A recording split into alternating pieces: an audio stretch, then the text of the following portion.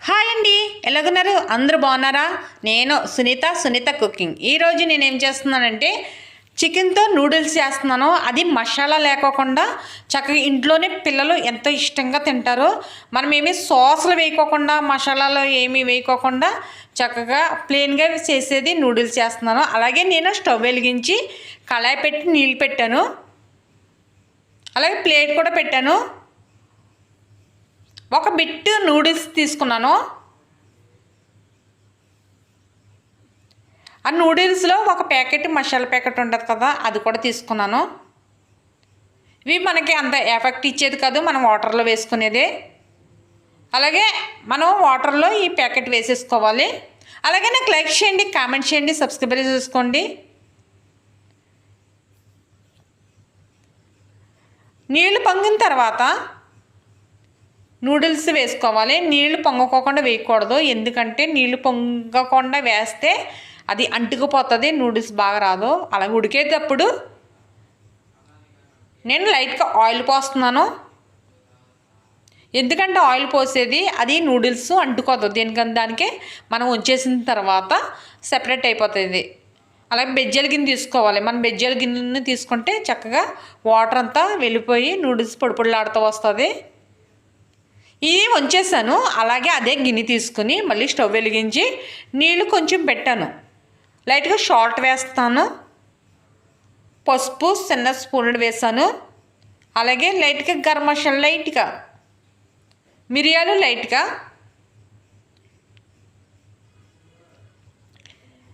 బిర్యానీ ఆకు ఒకటి వేసాను. అలాగే నేను మెత్తని చికెన్ తీసుకున్నాను, మనకి తగినంత. నేను ఒక బిట్టి నూడిల్స్ తీసుకున్నాను కదా, అలాగే కొద్దిగా నేను మెత్తని చికెన్ తీసుకున్నాను. నీళ్ళు పొంగేటప్పుడు ఈ చికెన్ నీటిలో వేసేయాలి.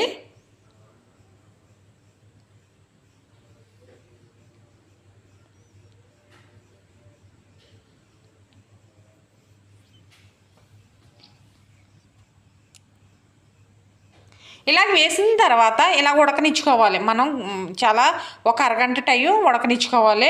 నీటిలోనే మనం చికెన్ అంతా చక్కగా ఉడకబెట్టుకోవాలి.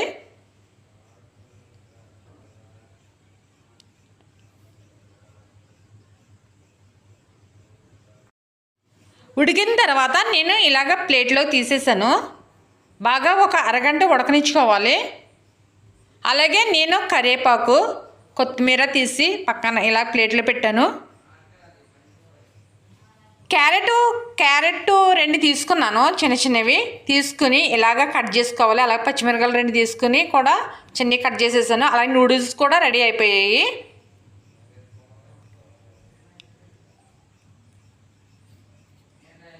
చికెన్ ఏం చేయాలంటే ఇప్పుడు ఇలా తీసుకుని మనం చేతితో ఇలా చిన్న చిన్న పీసుల కింద మనం తీసేసుకోవాలి మొత్తం చికెన్ అన్నది.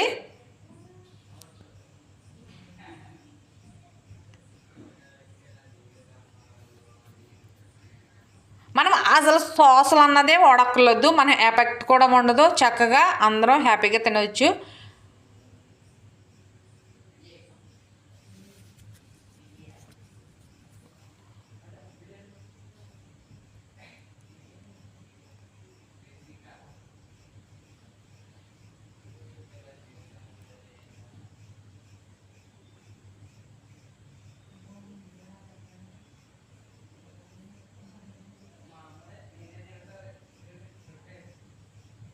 మొత్తం అంతా ఇలాగా తీసేసుకుంటూ ఉండాలి. మనకి పీసులుగా వచ్చేస్తుంది కదా, చక్కగా ఉడికిపోయింది మొత్తం. ఇలా తీసేసి ప్లేట్లో పెట్టేసుకోవాలి.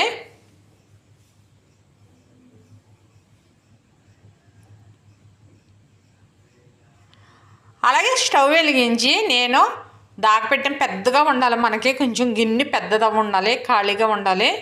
అలాగే ఆయిల్ పోస్తున్నాను, కొంచెం తగినంత ఆయిల్ పోస్తున్నాను. బాగా ఎక్కువ పోసుకోకూడదు కూడా ఆయిల్, ఎందుకంటే నూడిల్స్లో ఆయిల్ ఎక్కువ పోసుకుంటే అది పీర్చదు. అలాగే లైట్గా ఆయిల్ వీటెక్కిన తర్వాత క్యారెట్ వేసేసాను. పచ్చిమిరపకాయలు పక్కన పెట్టాను, తర్వాత వేద్దారని.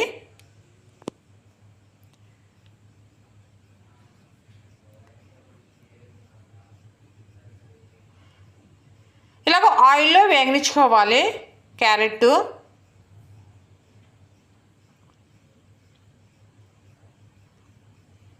కరివేపాకు, కొత్తిమీర కూడా వేసేస్తున్నాను.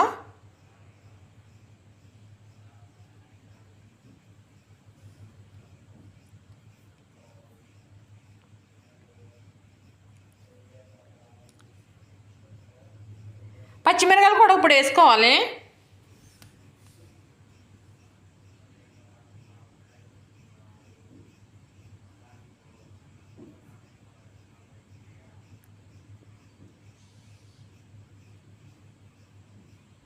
అలాగే నేను తీసిపెట్టిన చికెను చిన్న చిన్న పీసులుగా తీసేసాను, అవి కూడా వేసేసాను.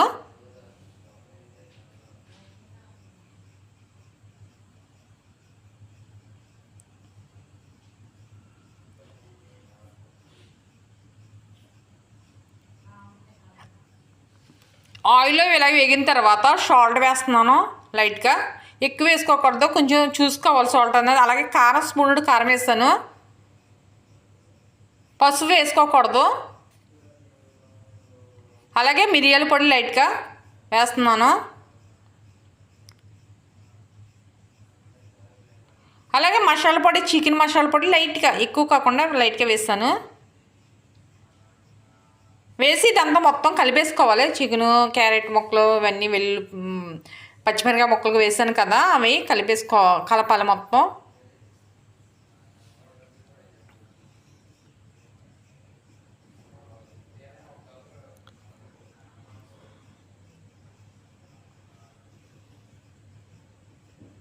ఇలా ఆయిల్ కొంచెం పైకి వచ్చిన తర్వాత మళ్ళీ ఒకసారి కలిపి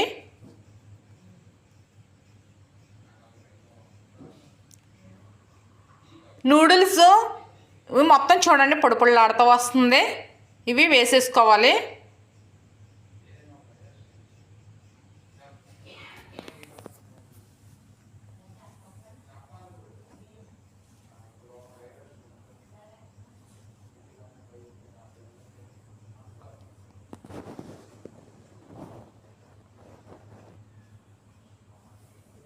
ఇలాగా కలుపుతా ఇటువైపు అటువైపు కిందది మొత్తం కలుపుకోవాలి, మనకు నూడిల్స్ మొత్తం అంతా కలిసేలాగా.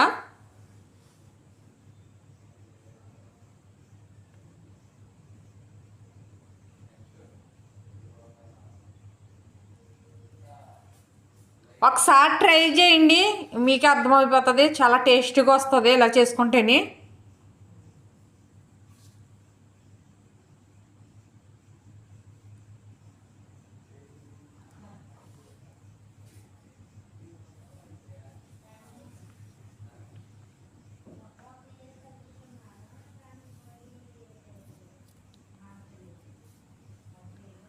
అయిపోయిన తర్వాత నేను ప్లేట్లో పెట్టి చూపిస్తున్నాను. సాసులు వేయకోకుండా చికెన్ నూడిల్స్ టేస్టీగా ఉంటుంది, అలాగే బాగుంటుంది కూడా. ఒకసారి మీరు ఇలా ట్రై చేయండి, పిల్లలకి మీకు కూడా ఎఫెక్ట్ అన్నది ఉండదు. మనకి గ్యాస్ ట్రబుల్ ఇవి ప్రాబ్లమ్స్ ఏమీ ఉండవు. గ్యాస్ ప్రాబ్లం ఉన్న వాళ్ళు కూడా తినొచ్చు ఇలాగా.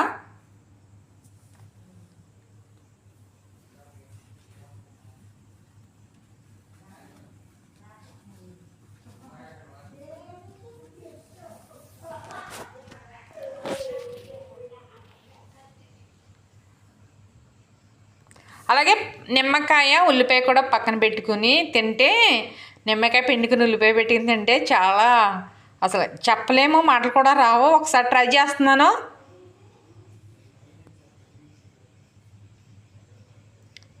ఎంత అసలు చాలా టేస్టీగా ఉంది, చాలా బాగుంది, అన్నీ పర్ఫెక్ట్గా వచ్చాయి.